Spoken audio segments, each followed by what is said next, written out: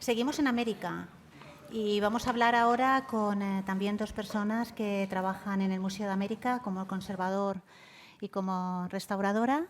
Y ellos nos van a hablar del problema de interpretación y de intervención de las cerámicas falsas mexicanas a finales del siglo XIX. Andrés me ha dicho que me salte su currículum. Lo único que voy a recordar, aparte de que es el coordinador, que es el responsable del departamento de precolombino. Por una parte, Asunción, para quien no lo conozcáis, como he dicho, es restauradora desde el 2019 en el Museo de América. Ella es licenciada en Prehistoria por la Universidad Complutense, pero también es graduada en Conservación y Restauración.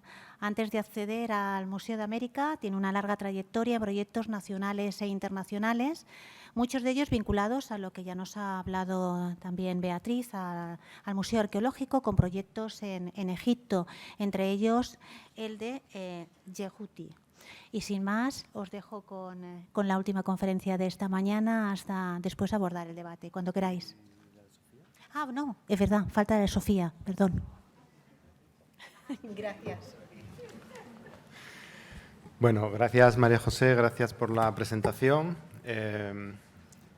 ¿Quieres dar una gracia o algo? Yo quiero dar las gracias a la invitación y dar las gracias a Andrés también por haberme implicado en este proyecto. Bueno, gracias a vosotros por seguir con nosotros, por la paciencia y bueno, por las dificultades técnicas que hemos tenido, vamos con un poco de retraso. Lo que queríamos comentar a continuación, Asunción y yo, es parte del proyecto que estamos haciendo en relación a esa colección de falsos del 19 que ya vimos ayer un poquito, sobre todo tiene relación con la venta de piezas de una persona en concreto, que es Cayetano Mejía, ¿no?, que hablábamos ayer. Hoy nos vamos a centrar sobre todo en la cerámica para que veáis además otro tipo de falsos que realmente tenemos que plantearnos si son falsos porque no están copiando ninguna pieza prehispánica, sino que son reinterpretaciones, elaboraciones bueno, pues, muy imaginativas y que nos recuerda un poco lo que decíamos ayer, ¿no?, ese imaginario que se está reconstruyendo sobre un pasado desde el siglo XIX proyectándose hacia la época prehispánica y que en ese momento pues, colaba como si fuera realmente una pieza del siglo XV, ¿no?, o una pieza azteca, una pieza mexicana. Lo que vemos en ese documento de la izquierda es la lista de piezas en donde la mayor parte, las primeras 7, creo, me parece que son 7, dice marmitas, ¿no? Con ese término se refiere a estas vasijas trípodes que vamos a ver cómo se repiten bastante. Y luego hay otro tipo de cerámicas y seguimos con las listas, pero bueno, nos vamos a centrar en estas cerámicas que son muy interesantes. Y ya comenté ayer también este libro que publicó Leopoldo Batres en 1910, en donde cuando simplemente hojeando las páginas encontramos vasijas exactamente iguales, ¿no?, reconocidas por Leopoldo como falsificaciones características con los talleres de Tlatelolco, que es un barrio en la Ciudad de México, en ese momento en las afueras de México, y sabía qué talleres eran donde se estaban fabricando estas cerámicas que fueron colocándose en todos los museos del mundo. Esas cerámicas no son solamente esas marmitas, vemos jarras y todas se caracterizan por una serie de rasgos que vamos a ver a continuación, pero vamos a ver que comparten sobre todo esa forma bizarra, extraña, rara, ¿no?, porque son piezas que nos choca mucho verlas, ¿no? Y la reflexión que queríamos traer sobre todo es en torno a la verdad, porque claro, hoy nos estamos planteando estos días, ¿no?, qué es lo que estamos contando en los museos, si hay una falsificación del relato por un lado, y por otro lado también la materialidad, si para contar ese relato estamos utilizando piezas que no son originales y por tanto si eso que estamos contando en los museos bueno, atiende a lo que esperamos que es la verdad, ¿no?, y dónde está la verdad, y por otro lado qué es lo que entiende el visitante cuando viene al museo y no lee o no ve o no entiende lo que estamos comentando y se va con una idea falsa también de lo que queremos transmitir. Bueno, esto que yo creo que si nos da tiempo al debate, lo dudo, pero si nos da tiempo lo podemos hablar con más detenimiento. Suni y yo queríamos ofrecer algo práctico, ¿no? Es decir, bueno, ¿para qué contar sobre cerámicas mexicanas que seguramente interesará a un 0,3% de los que estamos aquí? Pero sí, seguramente algunos consejos que podemos dar dentro de esta aproximación que hemos hecho a estas cerámicas para la detección, ¿no? Esa interpretación de estos falsos. Lo primero, cuando hay una duda, la duda metódica de Descartes como aproximación a la ciencia, ¿no? Pero en realidad, cuando dudamos de una pieza, lo más probable es que esa pieza sea falsa, ¿no? No siempre. Es verdad que aquí traemos un caso, esa no es nuestra, pero a mí me encanta, se llama La gallina loca. Es una pieza que apareció en Teotihuacán y yo, si la tuviera en el museo, me generaría muchísimas dudas. Y la ponemos aquí para explicar que efectivamente, aunque dudemos en ocasiones, aunque haya piezas muy bizarras, muy extrañas, con formas muy poco usuales o muy poco habituales, pueden ser originales, ¿no? En este caso sí, porque hay un contexto asociado, ¿no? Pero lo más probable es que ese no sea el caso, ¿no? Sino que, bueno, pues si hay una duda, pues hay que analizar esa pieza. Y para eso lo que tenemos que centrarnos en los detalles, ¿no? Vamos a ir analizando, en este caso la forma ya nos recuerda bastante más bien a vasijas no prehispánicas, pero sobre todo la decoración, la parte inferior es casi art déco, con esas florecitas en la base, y luego esos sellos pegados o esos relieves pegados a la superficie, pues tienen el recuerdo de lo prehispánico, es lo que os decíamos ayer, ¿no? Muchas veces no es una copia, no es una imitación directa, sino que es una inspiración en la que se están añadiendo elementos precolombinos, en este caso, para recrear esa imagen de lo prehispánico, pero no está copiando una pieza realmente, ¿no? Cuando vemos con detalle lo que se da un aire, en realidad es solo un aire, no es una copia literal. Vemos los sellos, las pintaderas mexicas o prehispánicas, aztecas de la colección, donde esas espirales pues no son exactamente igual que lo que estamos viendo ahí, ¿no? Tercero, ¿qué podríamos pensar? Bueno, pues ¿qué es lo comentamos ayer también, ¿no? ¿Qué se sabía de esa cultura cuando se hizo? Porque cuando la vemos desde la perspectiva actual decimos, ¿cómo es posible? ¿Cómo es posible que esto haya pasado por prehispánico, ¿no? En algún momento, pero claro, nos tenemos que situar en el siglo XIX, en donde no había un conocimiento de las culturas prehispánicas, en este caso, ¿no? Tenemos que pensar desde la perspectiva temporal. ¿Qué es lo que el falsificador, por un lado, el falsificador o el artesano, porque a veces estas piezas ya digo que hay que ver si son realmente falsos o no, ¿no? La intención con la que llegan al museo sí, pero la intención de la fabricación probablemente no en todos los casos. Bueno, ese artesano o ese falsificador está utilizando recursos de su tiempo y muchas veces se dejan llevar por su conocimiento. Aquí vemos, esta no es una pieza del museo, nos las han ofrecido similares, pero lo que vemos es una escena de parto. Claro, el artesano, vamos a llamarlo artesano, el falsificador que está haciendo esta pieza con la técnica de cera perdida, que es una técnica prehispánica, cuando quiere representar un parto, lo que tiene interiorizado es cómo es el parto hoy en día, ¿no? Es una señora que se tumba en una camilla y hay un médico que la atiende, ¿no? Un parto prehispánico no sería así jamás. O sea, una mujer pariría en cuclillas o de otra forma, no pare tumbada, ¿no? No hace... Entonces, muchas veces el falsificador, aunque la técnica sea buena, se deja llevar un poco por su tiempo, ¿no? Y eso es lo que hay que intentar descubrir, ¿no? ¿Cuál es el tiempo de estas piezas, ¿no? Efectivamente están inspiradas en piezas prehispánicas. Aquí lo que vemos de Quichilobo, de esta pieza, que seguramente es Quetzalcóatl de Jecatl, es que tiene esa máscara bucal con la lengua un poquito fuera, ¿no? Y es lo que se lleva a esta representación cerámica, que es bastante naif, o bueno, cuando vemos otros ejemplos similares, casi más que vasijas prehispánicas, con esa nariz abultada, casi redondita, casi de payaso, la lengua fuera y tal, a mí me recuerda mucho más a D'Artagnan que a una pieza prehispánica. Si ya estamos un poco en la línea, pues vamos a ver si podemos fijarnos en que hay muchas similares, y cuando hay muchas similares y están llegando todas al mismo tiempo, sospechamos otra vez, ¿no? No sé si, bueno, sí, ayer no nos dio tiempo a hablarlo, pero habría que centrar un tema entre original y auténtico, ¿no? O sea, en cuanto a las estampas es muy fácil. Bueno, fácil relativamente, ¿no? Si el artista tiene una plancha original que ha elaborado y hace una impresión mientras está vivo, esa estampa que tenemos es original y es auténtica. Ahora, la plancha, una vez muerto el artista, puede pervivir, ¿no? Y puede haber un taller que la siga utilizando posteriormente. Se siguen imprimiendo estampas con la plancha original. ¿Eso qué es? Pues no lo tengo muy claro, pero creo que es la pieza es auténtica, pero no es original. Claro, entonces vamos a llevar esto a la arqueología. Cuando tenemos moldes, como los que estamos viendo aquí, de estos hermanos falsificadores, que se llaman los hermanos Barrios, que publicó Batres otra vez, vemos esos moldes. Algunos de los moldes que están utilizando los falsificadores son moldes prehispánicos. Si ese molde prehispánico lo están utilizando los artistas prehispánicos con barro del entorno, etcétera, es una pieza original y auténtica. Pero haciendo el símil con las estampas, si ese molde lo está utilizando alguien posteriormente, ¿qué es? La pieza es auténtica, porque es exactamente la misma iconografía, el barro es el mismo, porque es un taller local, etcétera, etcétera, pero no es original, ¿no? Entonces, habría que centrar un poco esta polémica, no sé si después nos da tiempo a centrar en otros aspectos, ¿no? A debatir un poco dónde está lo original, dónde está lo auténtico, ¿no? Y si realmente esto se puede aplicar en arqueología.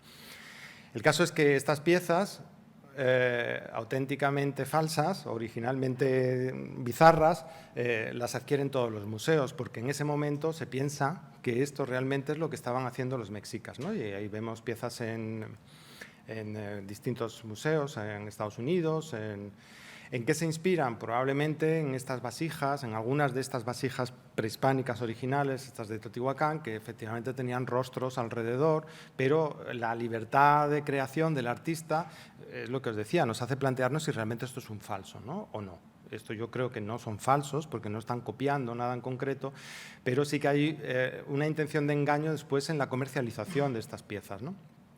Aquí vemos otras del Museo de Antropología de México, de la Universidad de Pensilvania, y todas comparten, y este sería el quinto aspecto, una serie de características que son las que habría que definir, ¿no? Ya tenemos ese conjunto de piezas que tienen todas ese aire, seguro que lo habéis estado viendo, ¿no? Que todas tienen un aire bastante parecido. Y para definir muy rápidamente, pues hay un abigarramiento de figuras, ¿no? Se sobreponen unas sobre otras, hay muchas cabezas, hay figuritas adheridas por todas partes, hay animales monstruosos, que eso se repite constantemente, ¿no? Serpientes, sapos, caimanes. En estas piezas los vamos a ver una y otra vez cómo se utilizan estos recursos. A veces el artesano se crece un poquito y la figura está cabalgando sobre un sapo, que tampoco sería muy prehispánico esto. Pero bueno, y esta es muy antigua, esta es de 1855. Entonces, la utilización de estos recursos iconográficos nos están ayudando a definir un estilo, por un lado, y a definir también lo que estaban pensando sobre las culturas prehispánicas en ese momento, es decir, los monstruos, las serpientes, los sapos, el sacrificio, lo monstruoso, etcétera, etcétera, es lo que se está proyectando sobre esas culturas prehispánicas, ¿no? Esta es la cerámica de Tlatelolco, de la que tenemos varios ejemplares en el museo y con la que estamos trabajando, ¿no? Claro, también, siguiente aspecto, habría que tener en cuenta dónde empieza la moda, porque estamos en el siglo XIX y hay un tipo de cerámica concreto que está de moda y los falsificadores también intentan adaptarse a las modas del momento para colocar mejor lo que están falsificando, ¿no? Ahí, estas piezas son del siglo XVIII, son originales y auténticas, las dos de la izquierda, bueno, el botijo y la pieza con los 4 centauros son de cerámica chilena elaborada por monjas del siglo XVIII y la otra es una cerámica de Tonalá. Pero lo que vemos es el abigarramiento, la utilización de figuras que se incorporan adheridas a la superficie, mascarones, etcétera, etcétera, ¿no? Entonces, esto es una moda del siglo XVIII que perdura y que perdura en el siglo XIX, en otros ámbitos. Esta es cerámica de Andújar, la jarra grotesca, ¿no? Con figuras muy recargadas, con elementos que vamos a ver que corresponden probablemente a una moda que también están utilizando los falsificadores del XIX, porque es lo que el cliente espera encontrar, ¿no? El que quiere comprar algo, aunque sea prehispánico, quiere que se parezca a algo que esté de moda, si no, no le interesa, ¿no?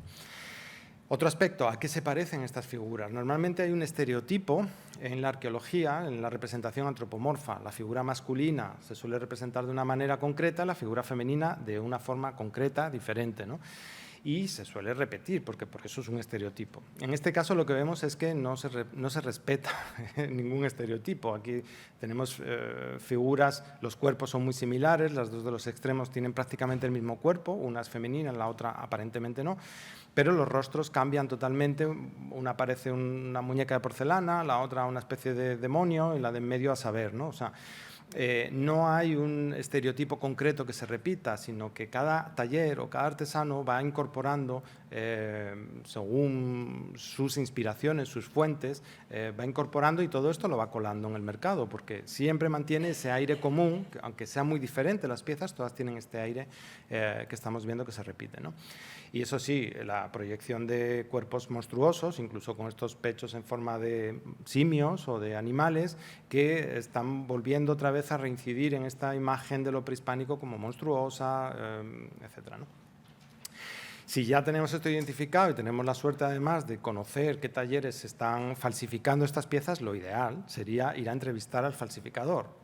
Esto sería lo ideal. De hecho, algunos falsificadores reconocidos como este Brígido Lara han formado parte ya, se han incorporado una vez descubiertos y pasado su proceso judicial, etcétera, han formado parte del personal de los museos, porque incorporar la experiencia de estas personas, que además son las que permiten identificar cuáles son las que han hecho ellos y han colado en los distintos museos, es fundamental, ¿no? Y conocer el trabajo de estas personas también es fundamental, que se sigue haciendo a día de hoy, ¿no?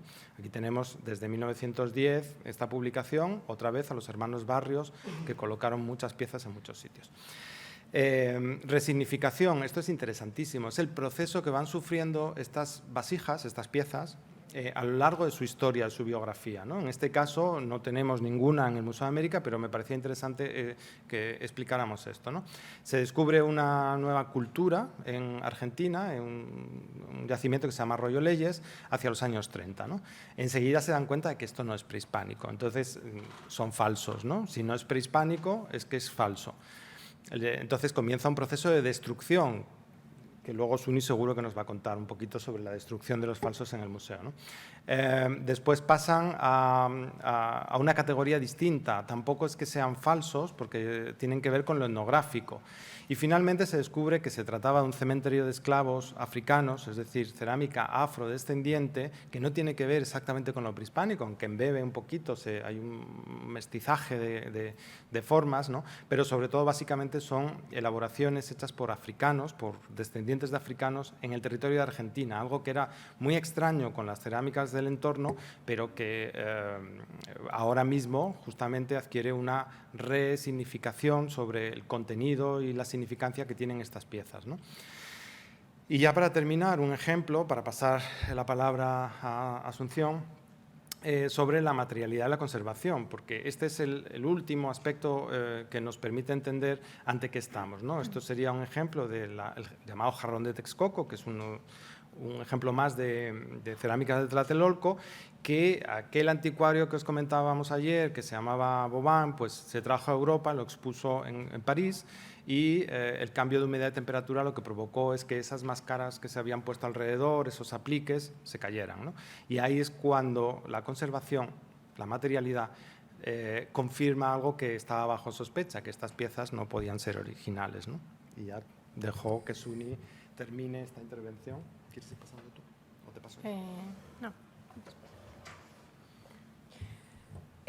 Bueno, pues ya una vez que hemos visto que la materialidad o el estado de conservación da la pista que las piezas son falsas, yo lo que he hecho es una toma de contacto con la colección que tenemos en el Museo de América desde el punto de vista de la conservación. Son unas... ¿Cómo se pasa esto? ¿Y dónde está? Vale. En un principio, pues en un acercamiento a la materialidad de estas cerámicas. Se trata de cerámicas que tienen un proceso de elaboración defectuoso, tienen en general unas pastas y una cocción defectuosa. Bueno, se aprecia en la diapositiva o en la imagen que tienen un montón de defectos que en su conservación, pero proceden de una mala depuración de las pastas, de una mala cocción, de una mala conformación de las piezas. Aquí no sé si se aprecia que aquí hay un defecto en la unión de los dos de las dos piezas de cerámica que se marca luego en el exterior.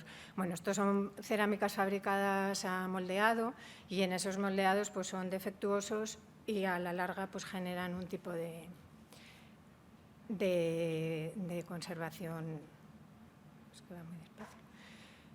Otra cosa que se aprecia en estas cerámicas es que son formalmente inestables, o sea, son unas piezas que tienen en la parte superior muchísimo peso, y sin embargo tienen unos, en este caso son 4 patas, que están mal adheridas, que no tienen un equilibrio en cuanto, o sea, son muy inestables. Todas lo que son las asas, esto es una jarra. Este asa está pegada, pero vamos, son piezas que no son funcionales, o sea, no están pensadas para una función. Por otro lado, tienen unos acabados muy descuidados. Aquí no sé si se aprecia bien que están como dada una pátina con los dedos de mala manera. Los engobes que presentan no cubren todas las piezas, o sea, hay algunas zonas que donde están las asas o las figuras o las aplicaciones decorativas quedan partes que no están engobadas. Las aplicaciones decorativas están mal adheridas. Aquí se aprecia esta que se ha caído de esta parte. Tienen unas perforaciones que suponemos que serán para que se adhieran mejor, pero bueno, en cualquier caso, todas las decoraciones plásticas y todas las aplicaciones están muy mal adheridas. Entonces, bueno, resumiendo, la calidad de las cerámicas es bastante defectuosa, es bastante poco cuidada y lo que nos está señalando es, por un lado, que esta elaboración defectuosa a nivel de conservación dificulta lo que es la conservación de la pieza y dificulta los procesos de restauración, que a su vez, al ser defectuosas en su elaboración, necesitan ser restauradas porque literalmente se deshacen. Como factores de alteración, aparte de esta elaboración defectuosa, tenemos la historia material que han sufrido las piezas, que ahora diremos un poco más, y las intervenciones de restauración. Aquí lo que se puede ver es una relación directa entre la interpretación de las piezas y la conservación y la historia material que han tenido. Por un lado, como decía Andrés, a finales de siglo estas piezas o esta colección llega al Museo Arqueológico y suponemos, porque no hay ninguna documentación, que sufren una primera restauración. Pues suponemos que con la calidad que tienen probablemente llegaron ya alteradas. Suponemos, insisto, porque no tenemos ningún dato ni ninguna documentación. Con el cambio de siglo y a raíz de la mala conservación, como ha dicho antes Andrés, se reinterpretan como piezas falsas. Entonces, en ese momento, las piezas pierden interés, se retiran de la exposición y se trasladan pues, a almacenes donde realmente, pues, en la mayoría de los casos, son colecciones maltratadas, o sea, están mal almacenadas, revueltas, muy fragmentadas. Esto ha ocurrido al perder interés como piezas, o sea, ya son falsos, no interesan, pues se almacenan de mala manera. Hay algunos casos, en las que llevamos ya revisadas, son como 2 o 3 casos, que hay algunas restauraciones posteriores que tampoco sabemos muy bien a qué atienden, porque son posteriores a que ya se sepa que son falsos y son unas restauraciones bastante completas.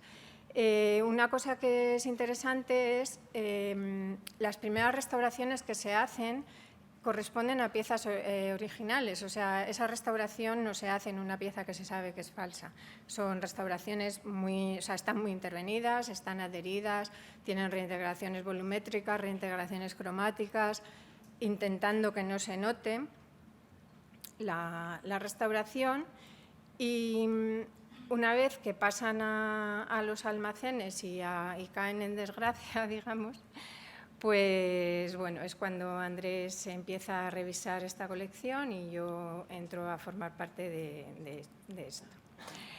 En la revisión que se empezó a hacer en el año 2021, bueno, lo primero con lo que nos encontramos es una falta total y absoluta de documentación. No hay ningún tipo de documentación de conservación de las restauraciones ni de nada. Lo único que hay son fotografías que tampoco sabemos a qué momento corresponden. Entonces, eso tampoco nos ayuda a datar un poco las intervenciones, que sería de ayuda, se podría investigar, pero bueno, de momento no hemos conseguido saber en qué momento están hechas estas imágenes o esta documentación fotográfica.